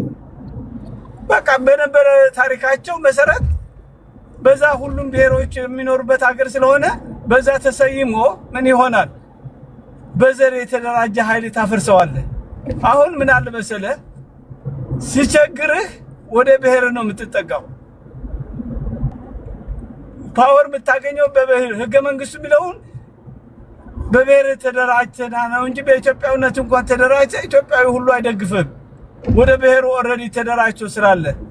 ስለዚህ የኢትዮጵያ ህገ መንግስት ከተሻሻለ ቴዲስ የፈለከው ብሔር ሁን፣ እኔ በኢትዮጵያዊነትን አላማህን አይቼ ስራህን አይቼ ደግፋለሁ፣ እሺ እንድትመራ ይመርጣለሁ። እኔም ጥሩ በኃይለ ሥላሴ ዘመን እንደነበረው ይሁን ነው የምትለው። በቃ ኦኬ ገባኝ። አዎ እንደዛ ለሁሉም ከዘረኝነት ነፃ ምን ሆንበት ያንን አስተዳደር ነው። በዛ ሰዓትም እዛ ላይ በሚቀጥለው እናወራለን። እዛ ላይ አሁን ጥያቄ የሚነሳው አሁን ወደ ኃይለ ሥላሴ ዘመን ወደ ጂኦግራፊካል አወቃቀር እንሂድ ካለን ለምሳሌ አሁን ጋሞ ጎፋ ክፍለ ሀገር፣ ሲዳሞ ክፍለ ሀገር፣ ጎጃም፣ ወሎ፣ በግምድር እያልክ ምናምን እየሰየምክ ከሄድክ ከየት እስከ ነው የሚያካሉት? ትስማማለህ ወይ? ለምሳሌ ከዚህ እስከዚህ ይሄ ከዚህ እስከዚህ ይሄ ሲባል ለምሳሌ የነበረው ታሪክ አለ እኮ። አሁን አዲስ ለመከበር ከተፈለገ ችግር ነው የሚፈጥረው። እንደገና ተግባራዊ ማድረግ ነው የምትለው? አዎ የድሮውን በዘር ሲባላ ስላልነበር ኢኮኖሚካሊ ሜንታሊ የሰለጠነ። ስለዚህ አማራ የሚባል ክልል ይጠፋል፣ ኦሮሚያ የሚባል ክልል ይጠፋል፣ ወደ ድሮ እንመለሳለን ነው የምትለው? አዎ እንደዛ ነው መሆን ያለበት ሰላም ለማምጣት ሲባል። አዘርዋይስ ፓወር ያለው ብቻ ስልጣን የመጣ ሁሉ እየገዛ በስርዓት በእንትን በፍትህ ላይ መቆም አንችልም። ስርዓቱ ኦልሬዲ ዘረኛ ስላደረገን በዘራችን ተደራጅተን ከዘራችን ውጪ እንደ ሁለተኛ ዜጋ ስለምናየው ማለት ነው። ስለዚህ በዛ ነው ኢቨንቹዋሊ መሆን ያለበት ብያምናለሁ። ጨርሻለሁ። የነዳሁ ስላለው ሶሪ። ጄ ቶምሰን እንስማና አያሌውንና ሀራን ሰምተን እናጠቃልላለን የዕለቱን ፕሮግራም። ጄ ቶምሰን ምን ትላለሽ አንተስ? እሺ መፍትሄው ምንድነው መሆን ያለበት? መፍትሄው ከዚህ ውጥንቅጥ ለመውጣት ምንድነው መፍትሄው? ቴዲ ቴንኪዩ አመሰግናለሁ። እኔ የሚመስለኝ ያው ብዙ እናወራለን ሁሉም እዚህ ላይ ወጥቶ ችግር እንትን ማለት እንጂ መፍትሄውንና እንዴት ከዚህ እንደምንወጣ አተኩረን ስናወራበት አይታይም። እኔ የሚመስለኝ ይህ የወልቃይትና ጠገዴ ጉዳይም ምንም ዩኒክ የሚሆንበት ምክንያት የለም። ችግር ይፈጠራል። መለያየትም መጋጨትም አለ። ምላስና ጥርስ እንኳን ይጋጫል ይባላል። መፍትሄው ላይ ብናተኩር የሚል እንትን አለኝ ሀሳብ። እንደኔ የሚመስለኝ መፍትሄው ያው ህገ መንግስቱን በተከተለ መፍትሄ ቢሆን ይመረጣል ብዬ ነው የማስበው። ካልሆነ ግን ከህገ መንግስት ውጭ የሚሆን መፍትሄ ከሆነ ያው ፌደራል መንግስት ያን አካባቢ ከሁለቱም ክልል እጅ አውጥቶ ራሱ እያስተዳደረ ዜጎቹ በሰላም የሚኖርበት አውድ መፍጠር አለበት። ምክንያቱም የመንግስት ዋና ተልእኮና ተግባር የዜጎችን ሰላም መጠበቅ እስከሆነ ድረስ ተፈናቃዮቹ ለፖለቲካ አጀንዳ መጠቀም ሳይሆን ወደ ቀድሞ ኑሯቸው ተመልሶ ኑሯቸውን የሚኖሩበት በሰላም የሚኖሩበት ሰላማዊ አውድ መፍጠር አለበት ብዬ አስባለሁ። ከዛ ውጭ ያው አናርኪ ነው። ጉልበት ያለው በጉልበቱ ይዞ እስከሚችለው ድረስ ያስተዳድራል። ከዛም ሌላኛው ጉልበት ሳያገኝ ደግሞ መጥቶ እሱንም ያፈናቅላል ማለት ነው። ስለዚህ ሁሉም ሰው ወደ ቀልቡ ተመልሶ አሁን እዚህ ላይ ስናወራ ግማሾቻችን ስናወራ ውጭ ሀገር ሰላም የሰፈነበት ሀገር ተቀምጠን ያ ሀገር ያሉ ዜጎች ያመጡትን ሰላምና እድገትና እንትንን ተጠቅመን ሀገራችን እንድትፈርስ ህዝባችን እንድለያይ የምንሰራበት ሁኔታ ይታያልና ሁላችንም ወደ ቀልባችን ተመልሰን ኢትዮጵያ ለአንድ ዞን ወይስ ለአንድ ክልል ስትል ወይስ ለአንድ ማህበረሰብ ስትል የ130 ሚሊዮን ሀገር ህዝብ ያላት ሀገር መፍረስ የለባትም። ለወልቃይትም ተብላ ወይስ ለሌሎች የድንበር ይገባኛል ችግሮች ኢትዮጵያ መፍረስ የለባትም። አገር ደግሞ ከፈረሰች ወደ ሀገርነት የምትመለስበት እንትን በጣም ከባድ ነው እና ያለን አንድ የሲሪያ ጋዜጠኛ አልጀዚራ ላይ ከሱ የተሰራው አንድ ዶክመንተሪ ተከታትየው ኢምባ የተናነቀኝ ቴዲ ሀገሬ እንደቀልድ ዳውን በሺር ብዬ ጀምሬ ሲሪያ ራሱ ዳውን ሆና አገር አልባ ሆኜ ራስን እንደ ሆምሌስ እስፋልት ላይ ራስን አገኘው ብሎ እሱ ሲያወራ ልብህን ይነካል። ኢትዮጵያ ለአንድ ትንሽዬ መሬት እኛ ስትራቴጂ ነን ለዚህ እኛ እንደዚህ ነን የሚባል ነገር የለም። ኢትዮጵያ ከፈረሰችም ሁላችንም ነው ምንፈርሰው፣ ሁላችንም ነው እንትን የምንሆነው። ኢትዮጵያ ካለፈላት ኢትዮጵያ ከበለጸገች ሁላችንም ነው የምንጠቀመው። የመንግስት ደጋፊዎቹም የቀን እንትን የሚያገኙትን ትርፋቸውን ብቻ እንትን ከማድረግ ለዚች ሀገር የወደፊት እጣ ፋንታ እያሰቡ ነገሮችን በመንግስት ወንበር ብቻ ማየት ሳይሆን በህዝቡ መነጽር እንዲያዩ፣ ተቃዋሚዎች ደግሞ መንግስቱን ብቻ ሳይሆን ህዝቡንም ያገናዘበ ትግልም ሆነ ፉክክር ቢያደርጉ ብዬ አስባለሁ። ከዚህ በለጠ ያው መጠፋፋት ነው። ካሁን በኋላ ኢትዮጵያ እንደ ከዚህ በፊት የምትሆን አይመስለኝም። ምክንያቱም በምክር አይመለሱም። የአገር የምትገነባው አንድም በህግ ነው፣ አንድም በመግደል ነው። እነሱ ማምከር ሳይሆን ኔሽን ቢልዲንግ ሀገር ስትገነባ ሀገር ስትጠብቅ አሁን እንደዚህ የመከርክ ምናምን አይደለም። አፄ ቴዎድሮስ እንደዛ አይደለም ያደረገው አይደለም። የመጀመሪያው ነገር ሲጀመር ኢትዮጵያን አንድ የማድረግ ዘመቻ እኮ ሲጀመር የመግደል ሱስ ስላለበት እኮ አይደለም አፄ ቴዎድሮስ እኮ የሚገለው። እዚህ ጋር ቴዲ ማገናዘብ ያለብን ነገር አለ። ጊዜ ይወስናል። ድሮ በአፄዎች ጊዜ ያው አንዱ ምሳሌ ነው ያልኩ። ምን ለማለት ፈልጌ ነው? ጠንካራ ህግ ያስፈልጋል። ለዛ ደግሞ ሴንትራል ገቨርንመንት ጠንካራ መሆን አለበት፣ ጡንቻ ሊኖረው ይገባል። ካልሆነ ህግ ማስከበር አትችልም። እሱን ያው እቀበላለሁ። ግን ሚሊቴሪ እነሱ መምከሬ ሳይሆን ለማስታወስ ያክል ያው ሁላችንም ድንጋይ ይዘን አገራችን ላይ ለመወርወር ስናስብ ያን ድንጋይ ሰብስቦ አገራችን በሁለት እግሯ እንደገና እንዳትቆም የሚፈልጉ ሊኖሩ ይችላሉ ከማለት አኳያ ነው። እንደ መፍትሄ የማስበው እሱን ነው እኔ የሚታየኝ። ምክንያቱም እኔም አሁን እኔ ማነሳቸው የተፈናቀሉ እንደ ደም ከቆጠር ነው አሁን አፋርና ሶማሌ ክልል ድንበር ላይ የተጋጩና ሲጋጩ ገርበኢሴ፣ አደይቱና እንዱፎ የሚባሉ 3 ቀበሌዎች እዛ አካባቢ ሲኖሩ የነበሩ ሶማሌዎች እንዳሉ ተፈናቅሎ እስካሁን ድረስ በፌደራል መንግስት መከላከያ ኦራል መኪና ተጭኖ ከዛ ቀበሌዎች ተጭኖ ወደ ሶማሌ ክልል እየተወሰዱ እስካሁን ድረስ ዱንካን ውስጥ ሻራ ውስጥ ያሉ የተፈናቀሉ ዜጎች አሉ። እነሱም ዜጎች ነው፣ ግን በህገ መንግስቱ መንገድ ይፈታ። ግጭት በቃን፣ ሰው ሞተ፣ በቂ ሰው ሞተ።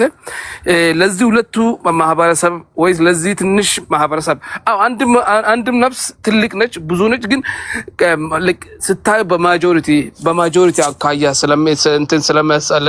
ስለሚትወስን ለዚህ ትንሽ ያ መሬት ብለን አገር መፍረስ የለበትም የሚል አቋም ስላለኝ ነው እንጂ የተፈናቀሉ ደቡብ ውስጥ አሉ፣ ቤኒሻንጉል ውስጥ አሉ፣ ሶማሌና አፋር ክልል ውስጥ አሉ፣ ኦሮሚያ ክልል ውስጥ አሉ። በተፈናቀሉ እና በተጋጩ ሳይሆን ተቀምጠን ሶሉሽን እንዴት እናምጣ የሚለው ላይ እናተኩር የሚል ሐሳብ አለኝ። ቴንክ ዩ። እሺ ከልብ አመሰግናለሁ። እሺ ጄጄ ቶምሰን የመጨረሻችን ዙር ስለሆነ ማለት ነው። እኔ ቅድም እንዳልኩት ነው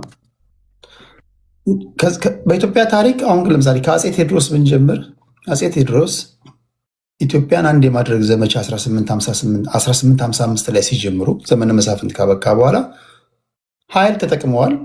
ከዛ ዮሐንስ ሞከረ። ከዛ ሚኒሊክ ተሳካላቸው። ቴዎድሮስ፣ ተክለ ጊዮርጊስ፣ ዮሐንስ፣ ሚኒሊክ እያለ ነው የሚቀጥለው። ልጅ ኢያሱ፣ ዘውዲቱ፣ ተፈሪ መኮንን፣ ደርግ። ሀገር መቀጠል ካለባት ህግም ጉልበትም ያስፈልጋል። ዜጎች መኖር አለባቸው። ሀገር መቀጠል አለበት። ማንም ወጠምሻ ሰው እየተነሳ እንትኖኛለሁ እያለ ህዝብ የሚያነሳሳበት እገነጠላለሁ የሚልበት ነገር መሆን የለበትም። ሀገር መቀጠል ካለበት መኖር ካለብን ለሀገር አንድነት እንቅፋት የሆኑ ሰዎች እርምጃ ሊወሰድብህ ይገባል። ይሄ የትም ዓለም ላይ ያለ ነው። ማንኛውም ኃይል ለሀገር አንድነት እንቅፋት የሆነ በየትኛውም ዘመን ትገደላለህ ወይም ደግሞ እርምጃ ይወሰድብሃል። ያን ግን ለማድረግ ሴንትራል ገቨርንመንት ፓወርፉል መሆን መቻል አለበት። ዝም ብሎ በምኞት ብቻ አይደለም። ሴንትራል ገቨርንመንት ዊክ ሆኖ ሪጂናል ገቨርንመንቶች ጡንቻቸው ከፈረጠመ ይሄ ሊሳካ አይችልም። ሀገር እንደ ሀገር ሊቀጥል አይችልም። እና መፍትሄው ምንድን ነው? እንደዚህ አይነት ውጣልን ግባልን፣ ይሄ የአስተዳደር ወሰን ጥያቄ እያነሳብን እያጨቃጨቀን ዜጎቻችን የተፈናቀሉ የተፈናቃዮችን ደግሞ ምክንያት በማድረግ እንደገና ጦርነት ውስጥ እየገባን ምንቀጥል ከሆነ የመጣንበት መንገድ ደግሞ እዚህ ካደረሰን መፍትሄ ካልሰጠን ምንድን ነው የማዳገመው መፍትሄ ምንድን ነው? አያሌው ልስማና አራን ሰምቼ እንቋጫዋለን ጉዳይ። አዩ ምን ትላለህ? ታንኪ ቴዲ። አጋጣሚ ሲሪየስ ጉዳይ ስለሆነ ቆየውኝ እንጂ ልወጣ እንትን እያልኩ የነበረው ወጣ ገባ እያልኩኝ። ጥሩ ነገር ነው ያስታወስን ቅድም የጌታቸው ረዳ ንግግር። ከዚህ በላይ ህዋትን እኛ ከምንናገረው በላይ ራሳቸው ሲናገሩት የበለጠ እውነት ይሆናል እና ህዋት ማለት የወንጀል ኢንተርፕራይዝ ነው ያለው። ስለዚህ የወንጀል ኢንተርፕራይዝ ከሆነ ወንጀለኛን በህግ ትዳኘዋል። በህግ አልዳኝም ካለ በጉልበት ትዳኘዋል። እንግዲህ እነዚህ ሁለት መፍትሄዎች የሚመለከተው አካል መፈጸም አለበት ብዬ አምናለሁ። እኔ የፕሪቶሪያ ስምምነት ላይ ከዚህ በፊት ከአንተ ጋር ነው የት ነው ስናወራ የነበረ ልዩነት፣ ማዕከላዊ መንግስቱ ጋር የነበረ ልዩነት፣ የፕሪቶሪያ ስምምነት ኢትዮጵያን አይጎዳም፣ አማራን አይጎዳም። ነገር ግን ህዋትን በተወሰነ መልኩ ይጠቅማል ብዬ አምናለሁ። የሚጠቅመው ህዋት ሊሞት እያቃቀረ በነበረበት ሰዓት መጨረስ እየተገባ ነፍስ እንዲዘራበት አድርጎታል በፕሪቶሪያ ስምምነት የሚል ቅሬታ ነው ያለ። ከዛ ውጭ ግን በፕሪቶሪያ ስምምነቱ በአግሪመንት ውስጥ ያለው የአማራንም ሆነ የኢትዮጵያን ኢንተረስት አሳልፎ የሚሰጥ አይደለም። ግን ሌት ተቀን የፕሪቶሪያ ስምምነት ይላሉ። እኔ ከፕሪቶሪያ ስምምነት አጌንስት እየሄዱ ያሉት እነሱ ናቸው፣ የሚጎዱትም እነሱ እንደሆነ ይታወቃል። ግን ሁልጊዜ ደግሞ እንደ እንትን ሰው ሁሉ ደደብ ያደርጉታል መሰለኝ፣ ያነሱታል። አሁን የፕሪቶሪያ ስምምነትን ሪቫይዝ ማድረጊያ ጊዜ ይመስለኛል። እኔም ቅድም ሀራም ነካ አድርጎታል። ከዛ ባለፈ የህግ ማስከበር ጉዳዮች ትኩረት ሊሰጣቸው ይገባል የሚል እምነት አለኝ። አንደኛ በህግ የተሰረዘ ድርጅት ነው። ሁለተኛ ወንጀል ኢንተርፕራይዝ ነው። ባይዞኛ ውስጥ አማራ ክልል ውስጥ የሚደረግ ጦርነት ውስጥ ቀጥተኛ ተሳትፎ ነው ያለው ህወሓት። ያው የእኛ ጉዳይ ስለሆነ በእኛ ጉዳይ ላይ ስለማንናገረው ማዕከላዊ መንግስቱን ይጠቅም ይሆን በሚል ብዙዎቹ ስለሚያፈኑት ነው እንጂ ቀጥተኛ ተሳትፎ ነው ያለው። ስለዚህ ወንጀል ኢንተርፕራይዝ እንትን የተባለው እኛም ጋር እያረፈብን ያለው እና እኛን ተጠቅሞ ማዕከላዊ መንግስትን ካዳከመ በኋላ ከዛ በኋላ እሱ አቅም ሲኖረው ሊሞክር ይችላል ወደ ማዕከላዊ መንግስቱ። አሁን ራይት ነው ያለው እንደዛ ነው። በዘላቂነት ቅድም ካነሳው አንጻር ወልቃይትን ከሁለቱ ክልል ማውጣት ያልከው ማነው ጀጄ ይመስለኛል። እሱ ትክክለኛ የመፍትሄ አማራጭ ነው ብዬ አላምንም። ምክንያቱም በአማራ ክልል በኩል በቂ ፍላጎት ነው ያለ፣ ችግሩን ለመፍታት ዝግጁነት አለ፣ ፍላጎት አለ። ምንም አይነት ቅድመ ሁኔታ አያስቀምጥም የአማራ ክልል የወልቃይት ጠገዴ ሰቲት ሁመራ ዞን። በቃ ተፈናቃይ መመለስ አለበት። አግባብ ባለው መልኩ ጥያቄ ይመለስ ነው። አይመለስም አላለም፣ ደረደርም አላለም፣ ሪፈረንደም አላደርግም አላለም፣ የፖለቲካ ውሳኔ አላሰጥም አላለም። ስለዚህ በአንደኛው ወገን ዊሊንግነስ ባለበት ሁኔታ ሌላኛው እብሪተኛ ስለሆነ የማይሆን አማራጭ ፕሮፖዝ አይደረግም። እሱ ትክክል አይደለም፣ እሱ ሊታሰብ አይገባም የሚል እምነት አለኝ። ከዛ ባለፈ በመፍትሄነት ማስቀምጠው ይችኛው ማረሚያ እንድትሆን ፈልዬ ነው። በመፍትሄነት ማስቀምጠው እኔ አንደኛው ቅድም ያልኩት ህግ ማስከበር ነው። ሁለተኛው የብሔር ክልሎችን ማፍረስ ነው። ይሄ ብዙ ነገር ይለውጣል ብዬ ማምነው የብሔር ተኮር ክልሎችን ማፍረስ ነው። የአማራ፣ ኦሮሞ፣ ሲዳማ፣ ቤኒሻንጉል ምናምን የሚባሉትን ዲስማንትል አድርጎ የጂኦግራፊያዊ አወቃቀር ላስተዳደር በዛ መልኩ ማዋቀር ነው። ምስራቅ ኢትዮጵያ ልትለው ትችላለህ፣ ሰሜን ኢትዮጵያ ልትለው ትችላለህ፣ ወይ ደግሞ ካስፈለገ የደርግን ዘመን ክፍለ ሀገር ልትጠቀም ትችላለህ፣ የአፄ ኃይለሥላሴን ዘመን ክፍለ ሀገራዊ አስተዳደር ልትጠቀም ትችላለህ። የሚያጣላ አይመስለኝ። ሙሉ በሙሉ ግን ከዚህ ከዘር የአማራ ከሚል የትግሬ ከሚል የኦሮሞ ከሚል የብሔር ክልል አስተዳደር መውጣት አንደኛው መፍትሄ ነው ብዬ አምናለሁ። ከዛ በኋላ የሚሆነው የወረዳ ግጭት የምናምን ነው ሊሆን የሚችለው። እሱ በህግ ትፈተዋል። አሁን እኮ አስቸጋሪ የሆነው የኦሮሚያ ክልል በአንዲት ወረዳ ላይ ክልሉ ነው ኢንጌጅ የሚያደርገው በአንዲት ወረዳ ኢሹ ላይ ቢኮዝ ወረዳ የብሔር ሆኗል፣ ቀበሌ የብሔር ሆኗል። የአስተዳደር ስታደርገው ግን ከሱ ይወጣል። ከብሔርነት አውጥተህ የአንድ ወረዳና የጎረቤት ቀበሌዎች ኢሹ ታደርገዋል። አሁን መፍታት የተቸገሩበት ምክንያት እንደዛ ስለሆነ ነው። ሰው የብሔር አደረጃጀትን ከፖለቲካ ማስወጣት ኢትዮጵያ በዘላቂነት እንድትቀጥል የሚያደርግ ነው የሚል እምነት ነው ያለኝ። ይሄ ከሆነ የወልቃይትን ጉዳይ በቀላሉ መመለስ ይቻላል። ባይዘ የትግሬ ፖለቲከኞች ሲከራከሩ የወልቃይትን ጉዳይ የትግራይ ነው የሚሉት በኢህአዴግ ህገ መንግስት ነው። ከኢህአዴግ ህገ መንግስት በፊት ስጠይቃቸው ወልቃይት ትግራይ እንደነበረ ሊያሳዩን ሊያመጡት የሚችሉት ኤቪደንስ የለም። ስለዚህ ወልቃይት ነው። ከዛ በፊት በቃ የትምህርት ወስደው መቼም አንስተህ ሽሬ አትወስደውም፣ አንስተህ እዚህ ባህር ዳር አታመጣው። በቃ ወልቃይት ነው። ምን ታደርገዋል? ተከዚህ መረብ መለስ ነው እና ረጋይ በሬ እነዘራ ማን ነው የሚባሉት የሚናገሩት የነበረው ነው የራሳቸው ሰዎች። የራስ መንገሻ ስዩም የልዑል ራስ ማን ነው የአፄ ዮሐንስ ልጅ። ስለዚህ ሊያመጡት የሚችሉት ነገር የለም። አሁን ግን ብሔር የሚል ነገር ስላለ በዛ ውስጥ ተሸብበው ነው የወልቃይትን ጥያቄ እንደ መያዣ አድርገው እየተከራከሩበት ያለና ይሄ የብሔር ክልል ከፈረሰ የወልቃይት ጥያቄ በቀላሉ ይመለሳል። ነው የወልቃይት ሌሎችም በኢትዮጵያ ውስጥ ያሉ በክልሎችና በክልሎች መካከል የአንድ ወረዳ የሁለት ወረዳ ኢሹ ሆነው ክልሎችን የሚያጋጩ ይፈታሉ የሚል ነገር አለኝ። አንድ ማረሚያ ሌላ ማስተካከለው ወልቃይት አንዲት ወረዳ አይደለችም፣ 12 ወረዳ ነው። እኛ ወልቃይት ብለን አንዷን ሜንሽን ስለምናደርጋት መጠሪያው ወልቃይት ጠገዴ ሰቲት ሁመራ ስለሆነ ነው እንጂ 12 ወረዳ ነው። 12 ወረዳ ማለት ትልቅ ዞን ማለት ነው። እንደውም አንዳንዶቹ ክልል ሊሆን ይችላል አነስተኛ ክልሎችን ካየን ከመሬቱ ስፋትም አንጻር እንደው ዝም ብሎ ትንሽ ተደርጎ መሳል የለበትም። ከጂኦግራፊካል ጠቀሜታው ባለፈ ትልቅ መሆኑን እንዲሰመርበት ነው። ከዛ ውጭ ስትራቴጂካል ጉዳዮችን በጥንቃቄ ማየት ያስፈልጋል። ኢኮኖሚካል ጠቀሜታዎችን ማየት ያስፈልጋል። ወርቅ አለ እዛ አካባቢ ፈርታይል የሆነ ኤሪያ ነው። በአፄ ኃይለሥላሴ ዘመነ መንግስት የመጀመሪያው የትራክተር እርሻ የነበረበት ቦታ ነው። የሀገሪቱ ትልቅ ኮሪደር ነው። ከዛ አንጻር መታየት አለበት የሚል ነገር ነው ያለኝ።